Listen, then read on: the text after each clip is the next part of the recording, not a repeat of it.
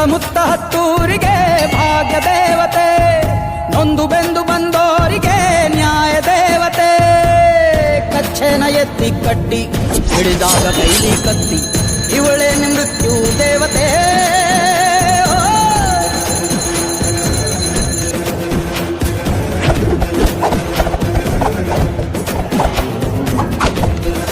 ಕ್ಷೇತ್ರಪಾಲ, ನಿನ್ನ ರಕ್ಷಣೆನೇ ಈ ಸಂಸ್ಥಾನದ ಪ್ರಜೆಗಳಿಗೆ ಸದಾ ಶ್ರೀರಕ್ಷೆ.